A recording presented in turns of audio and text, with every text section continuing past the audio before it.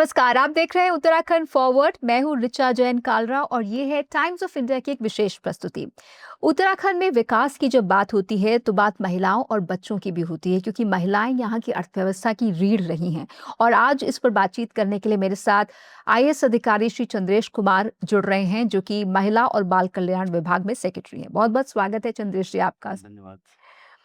तो जैसा मैंने कहा कि महिलाएं उत्तराखंड में अर्थव्यवस्था की रीढ़ रही हैं ग्रामीण इलाकों में, चाहे खेती हो या फिर पशुपालन हो, 90% लेबर महिलाएं ही रही हैं। तो क्या जो उत्तराखंड की नीतियां हैं, इनकी इस वास्तविक भूमिका को देखते हुए तैयार होती हैं या किस तरह से तैयार होती हैं? निश्चित रूप से उत्तराखंड में राज्य सरकार की प्राथमिकता में हमारी महिलाएँ सम्मिलित हैं, हमारे बच्चे सम्मिलित हैं। इनको देखते हुए ही बहुत सारी नीतियाँ हम बनाते हैं, चाहे वो कृषि संबंधित नीतियाँ हों, पर्यटन की नीतियाँ हों, या जब महिला विकास की बात करते हैं, महिलाओं के सशक्तिकरण की बात करते हैं, तो वो नीतियाँ परिलक्षित होती हैं कि कैसे महिलाओं का सशक्तिकरण किया जाए। और बाल विकास के ऊपर, बच्चों के विकास के ऊपर विशेष फ़ोकस दिया जाता है, क्योंकि आगे आने वाला समय जो है, ये ह्यूमन कैपिटल में इन्वेस्टमेंट का समय है। तो ह्यूमन कैपिटल में उत्तराखंड के परिप्रेक्ष्य में जब आप देखते हैं, तो उस ह्यूमन कैपिटल में सबसे इम्पोर्टेंट एस्पेक्ट निकल के आता है महिलाओं का और बच्चों का।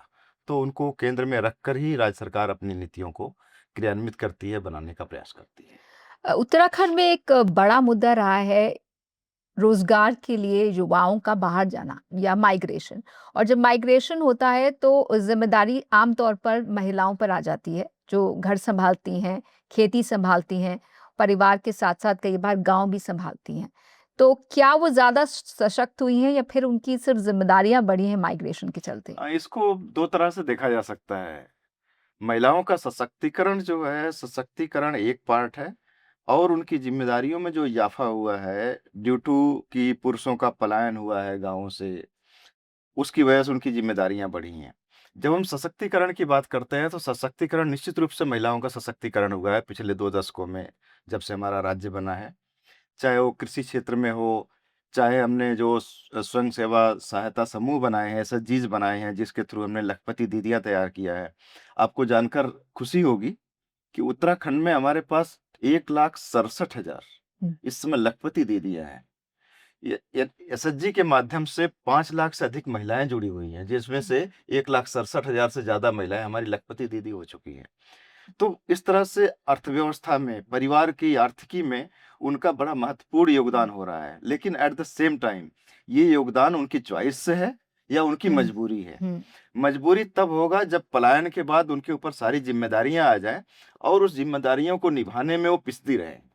तो ऐसी स्थिति नहीं है। ऑफ कोर्स पलायन के बाद उनके ऊपर ज़िम्मेदारियाँ बढ़ी हैं, लेकिन उन ज़िम्मेदारियों को हम्म। उन्होंने बखूबी सँभाला है, चाहे वो कृषि क्षेत्र में हो, चाहे पर्यटन क्षेत्र में वो होम स्टे चला रही हैं। हम्म। इस तरह की बहुत सारी एक्टिविटीज़ हैं, जिसमें वो अपना रोल प्ले कर रही हैं। और अब तो पंचायती राज इंस्टीट्यूशंस के माध्यम से जब हमने 50% का रिज़र्वेशन दिया है, तो निर्णय में भागीदारी में भी हमारी महिलाएँ आगे बढ़कर काम कर रही हैं। और वो ग्रास रूट लेवल पे, पंचायत लेवल पे, चाहे अर्बन लोकल बॉडीज़ के लेवल पे, उनको किस तरह की पॉलिसीज़ की ज़रूरत है, उसमें अपना रोल प्ले कर रही हैं, पॉलिसीज़ बनवा रही हैं, फिर उस पर उस पॉलिसी के हिसाब से अपना काम कर रही हैं और अपने परिवार की और प्रकारांतर से राज्य की आर्थिकी में अपना महत्वपूर्ण योगदान दे रही हैं। अ, क्योंकि केंद्रीय स्तर पर हम 2047 तक विकसित भारत का लक्ष्य रखते हैं। तो अगर आपको अपने विभाग में, महिला और बाल कल्याण विभाग में निवेश के लिए प्रायोरिटी एरिया गिनाने हो तो वो क्या होंगे? क्या वो न्यूट्रिशन होगा? क्या वो एजुकेशन होगा? क्या वो डेवलपमेंट होगा स्किल का, या हेल्थ होगा? अगर हम 2047 की बात करना चाह रहे हैं, आगे आने वाले 10 से 15 साल के बाद के हुँ। उत्तराखंड को मैं कहाँ देखता हूँ, तो मुझे लगता है कि हमारा जो निवेश होना चाहिए, हुँ। वो मानव पूँजी में निवेश होना चाहिए, ह्यूमन कैपिटल में। ह्यूमन कैपिटल में निवेश जो आज बच्चा जन्म ले रहा है, हम 2026 में बात कर रहे हैं, वो 2047 में 20 साल का होगा। तो पहली कोशिश हमारी ये है कि हम उस बच्चे को जो फ्यूचर रेडी कैसे बनाएँ उसको। वो स्वस्थ कैसे हो, उसको एजुकेशन कैसे, क्वालिटी एजुकेशन कैसे मिले, गुणवत्तापूर्ण शिक्षा मिले, और उसके बाद उसको हम अवसर की समानता दें। ऐसा नहीं होना चाहिए कि पहाड़ का बच्चा इसलिए वंचित हो जाए अवसर से कि उसके पास एक्सेस कम है, डिजिटल एक्सेस कम है, डिजिटल प्लेटफ़ॉर्म की अवेलेबिलिटी उसकी कम है। तो इस ब्रिज को पूरा करने के लिए पहली आवश्यकता है कि बच्चे के ऊपर ध्यान दिया जाए, हुँ। उसका पोषण बेहतर हो, पोषण के साथ-साथ पोषण बेहतर होगा तो वो अच्छा क्रिटिकल थिंकिंग की तरफ बढ़ पाएगा वो। अगर वो क्रिटिकल थिंकिंग की तरफ बढ़ता है, उसकी अच्छी एजुकेशन होगी। अच्छी एजुकेशन होगी तो उस एजुकेशन के बल पे वो रोज़गार में जो अवसर होंगे, उन अवसर को वो टैप कर पाएगा। एजुकेशन भी एक बड़ा मुद्दा रहता है माइग्रेशन के पीछे। फैमिलीज़ इसलिए भी माइग्रेट करती हैं क्योंकि उन्हें लगता है कि एजुकेशन का लेवल वो नहीं है जो कि होना चाहिए, और ये हमने पहाड़ में और मैदानी इलाकों के स्कूलों में देखा है। तो ये इस अंतर को पाटने के लिए आप क्या कर रहे हैं? जो हमारे डिजिटल प्लेटफ़ॉर्म्स हैं, हुँ, आज के समय में इम्पोर्टेंट ये नहीं है कि डिजिटल एक्सेस हुँ, कितना हो। डिजिटल एक्सेस बहुत इम्पोर्टेंट है, हुँ, लेकिन eight the same time digital literacy की भी बात हुँ, होनी चाहिए। हुँ, डिजिटल लिटरेट अगर कोई होगा, तब हम उससे ये उम्मीद कर सकते हैं कि वो डिजिटल सिटीज़न बनेगा। हुँ, सिटीज़न वो होता है जो ज़िम्मेदारी लेता है, केवल अधिकार की बात नहीं करता, वो ज़िम्मेदार नागरिक के रूप में बात करता है।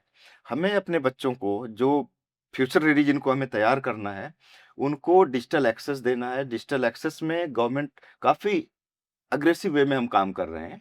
हमारी कोशिश है कि लास्ट माइल तक हुँ। हमारी इंटरनेट कनेक्टिविटी हो, सो दैट कि जहाँ पर हमारे टीचर्स नहीं पहुँच पा रहे हैं, लेकिन आज का सारा ज्ञान डिजिटल प्लेटफ़ॉर्म पे अवेलेबल है।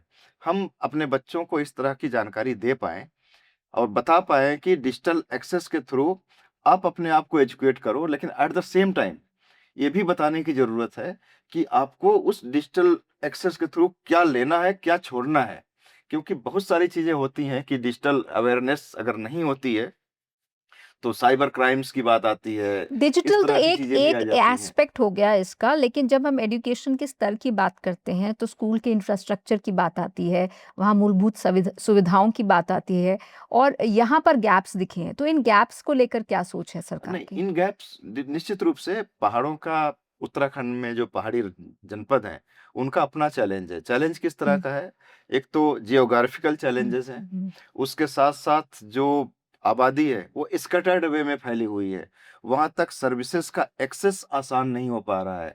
हेल्थ के भी चैलेंजेज़ हैं, हेल्थ सर्विसेज़ के चैलेंजेज़ हुँ, हैं, स्कूल के चैलेंजेज़ हैं। इनको ब्रिज करने के लिए हुँ, इनको ब्रिज करने के लिए ताकि वो बच्चा जो पहाड़ में है, हुँ, वो शहरी बच्चे से हुँ। वो कहीं पीछे न रह जाए। इसको ब्रिज करने के लिए हमें डिजिटल प्लेटफ़ॉर्म को जितना स्ट्रॉन्ग करना है, उतना करने की कोशिश करनी चाहिए और राज्य सरकार इसमें लगी हुई है। Eight the same time school education के इंफ्रास्ट्रक्चर को जो प्रोवाइड करने की बात है, उसमें जो भारत सरकार की बहुत सारी योजनाएँ चल रही हैं, उसके माध्यम से इंफ्रास्ट्रक्चर भी दिया जा रहा है। बच्चों के कुपोषण के जो आंकड़े हैं पहले से तो बेहतर हैं, लेकिन कुपोषण सिर्फ एक वक्त का भोजन नहीं है जो स्कूलों में मिलता है, ये क्वालिटी भी है, ये अवेयरनेस भी है। तो उसके स्तर को अपग्रेड करने के लिए क्या किया जा रहा यस, आज के समय में अब बात इस पर नहीं होती है कि खाना मिल रहा है कि नहीं मिल रहा है। अ, है? हुँ, सरकार की बहुत सारी योजनाओं के थ्रू हुँ, जैसा कि प्रधानमंत्री पोषण अभियान के तहत हुँ, 80 करोड़ लोगों को हम राशन दे रहे हैं। तो चैलेंज इस चीज़ का नहीं है कि राशन मिल रहा है कि नहीं मिल रहा है, खाना मिल रहा है कि नहीं मिल रहा है। क्वालिटी फूड हुँ, क्वालिटी फूड की अब जो समय आ गया है बात करने का कि कैसे क्वालिटी फूड दिया जाए।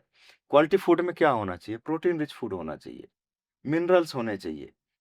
और जो हरी सब्जियाँ हैं, जैसे हमारे लोकल पहाड़ में मंडुआ होता है, झिंगोरा होता है, भट्ट होती है, गहत होती है, हुँ, इन सबको उनके मेनू में कैसे सम्मिलित कराया जाए, हुँ, सो दैट कि अगर इस तरह के भोजन क्वालिटी क्वालिटी फूड मिलेगा तो एनीमिया का स्तर गिरेगा, कम होगा। हुँ। अगर एनीमिया कम होगा, तो महिला स्वस्थ होगी तो बच्चा स्वस्थ होगा तो फिर जो हम फ्यूचर रेडी रिस्पॉन्सिबल सिटीजन की बात करते हैं, 2047 की बात कर रहे हैं, तब वो एक चेन कंप्लीट होती है।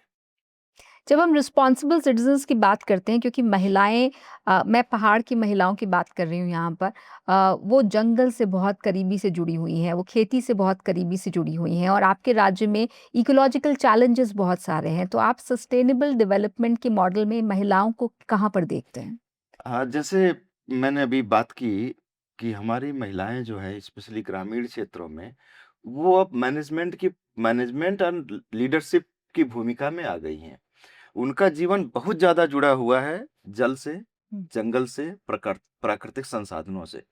तो जल, जंगल और प्राकृतिक संसाधनों, नेचुरल रिसोर्सेज पर उनका कंट्रोल, उनका मैनेजमेंट, हुँ, ये मैनेजमेंट कैसे होगा? मैनेजमेंट होगा उनको लीडरशिप देकर, हुँ। उनको जो हमारे लोकल बॉडीज़ हैं, उनमें उनको प्रतिनिधित्व देके। तो इस तरह से उत्तराखंड में आपको ये जानकर अच्छा भी लगेगा कि हमारे यहाँ जो रूरल लोकल बॉडीज़ हैं, उनमें 50% का रिज़र्वेशन है, लेकिन महिलाओं की संख्या 55% से ज़्यादा है। हुँ, इट मीन्स कि केवल रिज़र्वेशन की वजह से वो आगे नहीं आ पा रही हैं। हुँ, रिज़र्वेशन तो एक क्रिटिकल फैक्टर है जो कि आपको पिंच करता है कि आप आगे बढ़ें। लेकिन उसके अलावा भी महिलाओं की संख्या है। तो इससे उनमें जो सशक्तिकरण आया है, उस सशक्तिकरण के माध्यम से जो ये इकोलॉजिकल चैलेंजेज़ हैं, इनको मीट आउट करने में उनकी बहुत ही महत्वपूर्ण भूमिका होने वाली है। यहाँ पर अगर हम महिलाओं की सुरक्षा की बात नहीं करें तो शायद ये बातचीत कंप्लीट नहीं होगी। तो कानून व्यवस्था की जब हम बात करते हैं महिलाओं के लिए, तो वो सिर्फ़ महिला की सुरक्षा एक मुद्दा नहीं है। असली चुनौती सामाजिक सोच भी है, लोगों के व्यवहार में बदलाव की है। तो वो कितना बदलाव आपने देखा है बीते 15-20 सालों में? जब हम महिला सुरक्षा की बात करते हैं, सुरक्षा को यूजुअली देखा जाता है लॉ एंड ऑर्डर से जोड़कर, कि कानून सशक्त हो, पुलिसिंग स्ट्रांग हो, त्वरित न्याय मिले हुँ, या उनके जो शिकायत हुँ, निवारण सिस्टम है, वो बहुत स्ट्रांग हो। लेकिन ये सारी चीज़ें तब काम करती हैं जब अपराध हो चुका होता है। हुँ, महिला सुरक्षा पे अगर बात करनी है तो बात ये होनी चाहिए कि महिला अगर वो अपना डिसीज़न कोई ले रही है, उसको परिवहन के थ्रू कहीं जाना है, तो उसको ये कम्फ़र्ट फ़ील हो कि मेरे साथ कुछ नहीं होने वाला है। वो इतनी सशक्त हो कि वो अपना निर्णय खुद कर सके और समाज उसके निर्णय को एक्सेप्ट करने की स्थिति में हो। अगर ये चीज़ें होती हैं, तब महिला की सुरक्षा वो सुरक्षित महसूस करेगी और जब वो सुरक्षित महसूस करेगी, आधी आबादी है वो, हुँ, आधी से ज़्यादा मैं मानता हूँ उत्तराखंड के परिप्रेक्ष्य में। अगर वो सुरक्षित महसूस करेगी, फ्री थिंकिंग के थ्रू अपना निर्णय हुँ। लेगी, तो निश्चित रूप से उसका जो सम्मान है, उसका जो आत्मविश्वास है, वो बढ़ेगा। अगर ये बढ़ता है तो किसी न किसी टर्म में वो जाके वो फ्यूचर रेडी नागरिक के रूप में अपने आप को तैयार करेगी और देश और राज्य की इकोनॉमी में अपना आज सहयोग के दौर देगी। में साइबर क्राइम भी महिलाओं के खिलाफ, बच्चियों के खिलाफ, युवा लड़कियों के खिलाफ एक चुनौती है। इस पर क्या काम हो रहा है?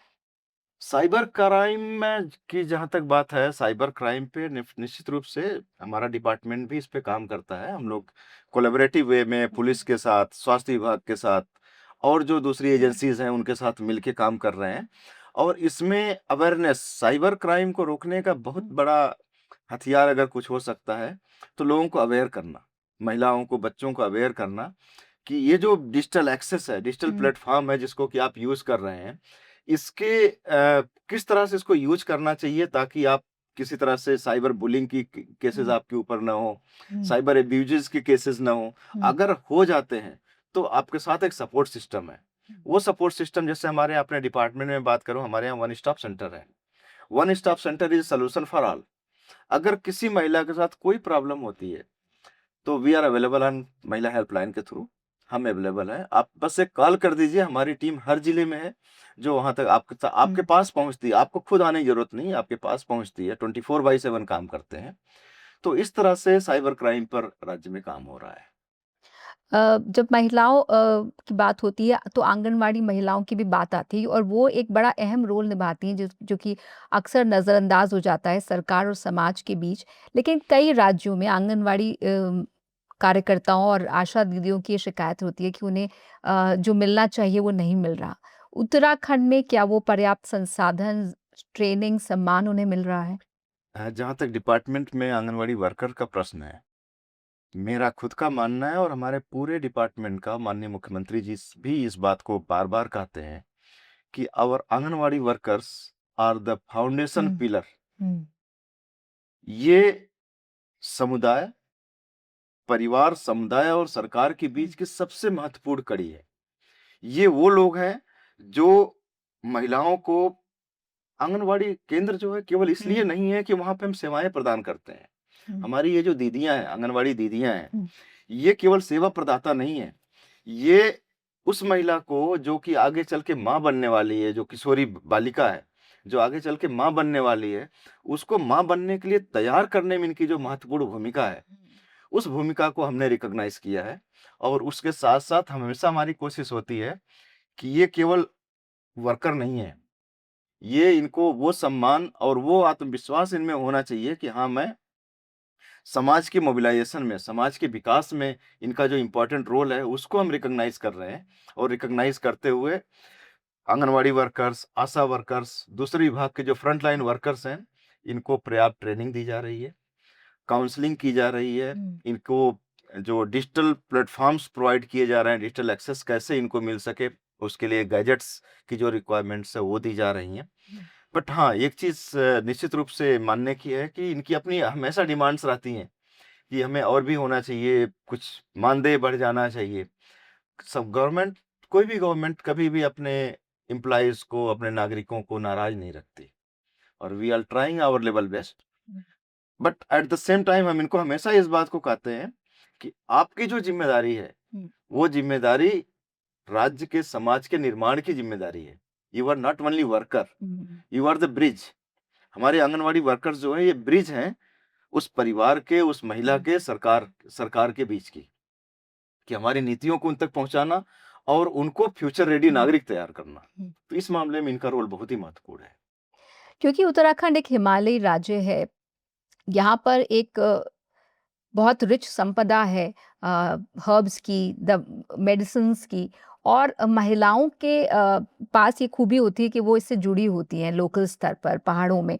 तो किस तरह से उनके इस अनुभव का, उनकी इस ज्ञान का फ़ायदा उठाया जा सकता है? इसमें एक पोटेंशियल है, क्या इस बारे में सरकार ने कुछ सोचा है? जी हाँ, इसमें सरकार काफ़ी तेज़ी से काम कर रही है। जैसे हमारे हर्बल हुँ, हर्बल प्रोडक्ट्स हैं, हर्बल प्रोडक्ट्स के लिए जो अभी मैंने बात की लखपति दीदी की, एसएचजीज़ की, हुँ, हमारे बहुत सारे सेल्फ हेल्प ग्रुप हैं, हुँ, जो इस फ़ील्ड में काम कर रहे हैं। वो गाँव में छोटे-छोटे सेल्फ हेल्प ग्रुप्स बने हुए हैं, जो हुँ, इस तरह की जड़ी-बूटियों पर काम कर रहे हैं, वो उसका उत्पादन करते हैं, हुँ, फिर सप्लाई चेन मैनेजमेंट के थ्रू उसको हुँ, उसकी मार्केटिंग करते हैं। हमारे अपने ब्रांड्स हैं, हुँ, हिलांस एक ब्रांड है, बुरा जिसमें बहुत सारे हम प्रोडक्ट्स बनाते हैं, हाउस ऑफ हिमालय एक ब्रांड है, हुँ, जिसमें हम हाई एंड के प्रोडक्ट्स हुँ, तैयार करते हैं, जो हर्ब्स से तैयार होते हैं और उसकी हम इंटरनेशनल ब्रांडिंग उसकी हो रही है। तो जैसा मैंने कहा कि जो नेचुरल रिसोर्सेज़ हैं, these are all our natural resources. इनकी मैनेजमेंट में महिलाओं की बहुत ही महत्वपूर्ण भूमिका है और अब तो हमने चाहे वन प्रबंधन समितियाँ हों या पंचायती राज जो गाँव लेवल की संस्थाएँ हैं, हुँ, इनके माध्यम से इनको जोड़ा है और इनको खुद भी लीडरशिप के रूप में आगे लाके हमने चाहा है, सरकार ने कोशिश की है, राज्य सरकार ने, कि ये अपना निर्णय खुद करें कि जो हर्ब्स की जहाँ पर ज़्यादा हुँ, पैदावार हो सकती है, उसको कैसे बढ़ाया जाए। उसको बढ़ाने में उनको जो भी मदद की ज़रूरत होती है, वैसे सरकार भी अपने स्तर से प्रयास करती है, उनको जो अगर वहाँ से फीडबैक मिलता है, तो एक फीडबैक सिस्टम भी तैयार किया गया है कि उनकी जो रिक्वायरमेंट है, उस रिक्वायरमेंट को सरकारी अमले के थ्रू, जो मशीनरी है, उसके थ्रू उसको पूरा किया जा सके। आखिर में अगर आपको उत्तराखंड की महिलाओं और बच्चों के लिए अगले 10 साल की प्लानिंग करनी हो, प्राथमिकता आपकी क्या होगी? कौन से क्षेत्र होंगे? अगर डब्ल्यूसीडी महिला सशक्तिकरण बाल विकास विभाग की बात करें, हुँ, हुँ। तो हमारा अगले 10 साल का जो चैलेंज है, जो देखना है, वो ये है कि हमें गोल्डन 1000 डेज़ पे काम करना है। गोल्डन 1000 डेज़ है कि पहले 1000 दिन हुँ, किसी भी बच्चे के, गर्भावस्था से 9 महीने के और उसके बाद के, तो कुल ये जो पीरियड है, क्योंकि साइंटिफिकली प्रूवन है कि पहले 5 साल में ही बच्चे का 80% मस्तिष्क का विकास हो जाता है, मोर देन 80%। तो इस पर हम काम कर रहे हैं कि उनकी प्रारंभिक बाल्यावस्था शिक्षा, हुँ। शुरू के पोषण और उसके बाद शुरुआती पढ़ाई। इसके ऊपर अगर हम अच्छा काम कर पाते हैं, तो निश्चित रूप से हम 2047, जैसा कि प्रधानमंत्री जी ने कहा कि तीसरा दशक उत्तराखंड का दशक है।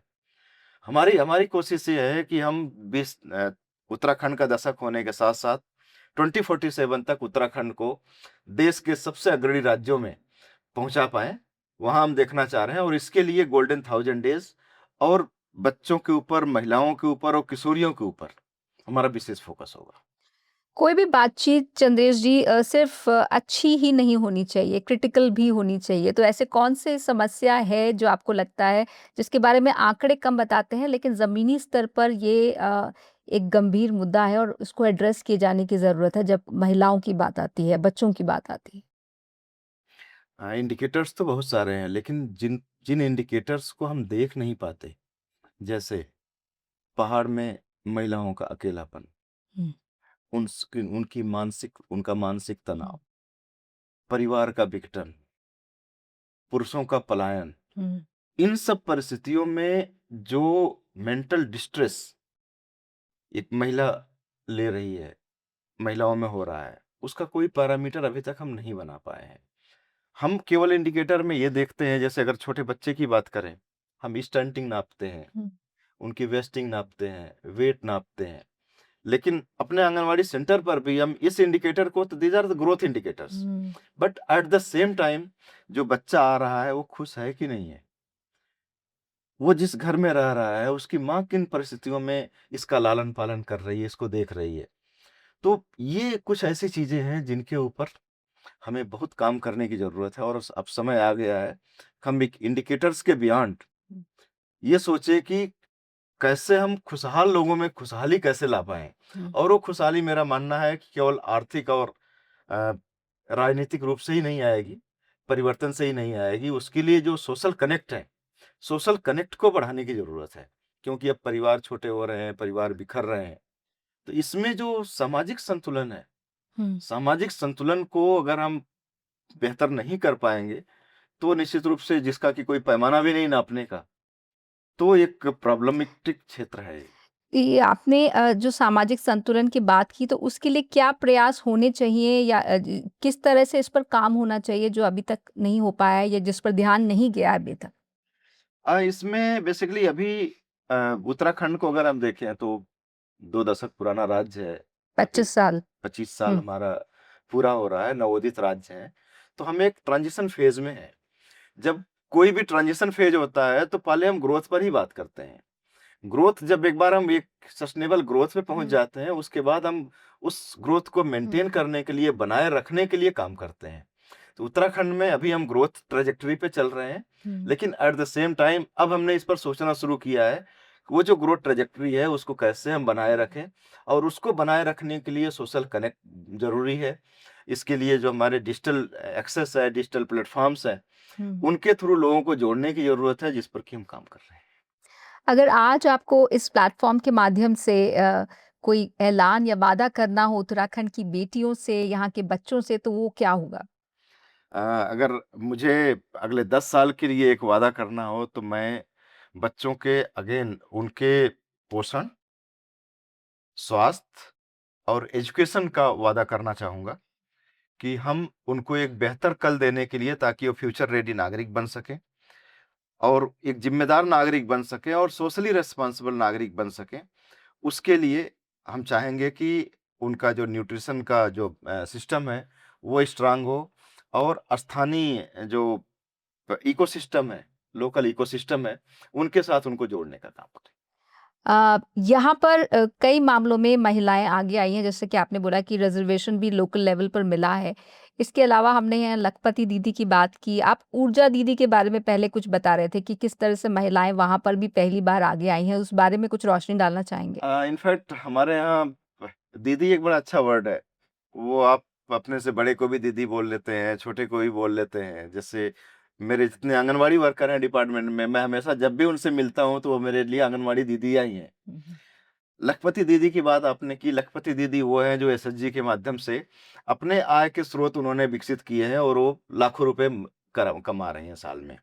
इसी तरह से ऊर्जा दीदी है, हमारे यहाँ सोलर दीदी भी बनाया हमने, ड्रोन दीदी हैं, ये ड्रोन ऊर्जा दीदी क्या करती हैं? ऊर्जा दीदी से एक कॉन्सेप्ट ये है कि जो हमारे जैसे हम बिजली की सप्लाई करते हैं, बिजली की सप्लाई करते हैं, सिस्टम जो है बिल जनरेट हुँ, करता है। हुँ। उन बिल जनरेट करने के बाद उन बिल्स को कंज्यूमर तक पहुँचाना, और कंज्यूमर से कलेक्शन, जो जो ऑनलाइन नहीं कर रहा है। जो ऑनलाइन नहीं कर रहा है, उससे कलेक्ट करके लाके डिपार्टमेंट में जमा करना, और इस काम के बदले में उनको उनका अंशदान देना। ये ऊर्जा दीदी का एक रोल है हमारे यहाँ। इसी तरह हुँ। सोलर दीदी हमने बनाया है कि अच्छा जी। जो सोलर प्लांट लग रहे हैं, हुँ, छोटे-छोटे घरों में घरों के ऊपर जो प्रधानमंत्री सूर्य घर स्कीम है, हमारे उत्तराखंड के माननीय मुख्यमंत्री योजना भी है एक हुँ, सोलर से जुड़ी हुई। उसमें ये महिलाएँ घर-घर जाके, गाँव में जाके लोगों को अवेयर कर रही हैं कि सोलर लगाना कितना ज़रूरी है।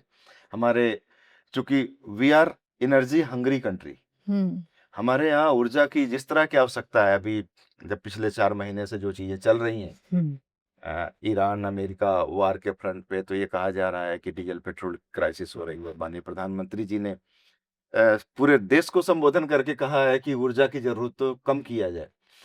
ठीक है, कम करना है, लेकिन उसके साथ-साथ जो हमारी ज़रूरत है, हुँ, उसको हम अपने सेल्फ रेज़िलिएंट वे में कैसे पूरा कर सकें, हुँ, उसमें सोलर एक बहुत बड़ा रोल प्ले करने वाला है। उसको देखते हुए उत्तराखंड सरकार ने ये बताते हुए मुझे खुशी हुँ, हो रही है हुँ, कि हमने एडवांस लेवल पे सोलर दीदी का कॉन्सेप्ट लेके आए हैं, ऊर्जा हुँ। दीदी का कॉन्सेप्ट लेके आए हैं, ड्रोन दीदी का कॉन्सेप्ट लेके आए हैं हम।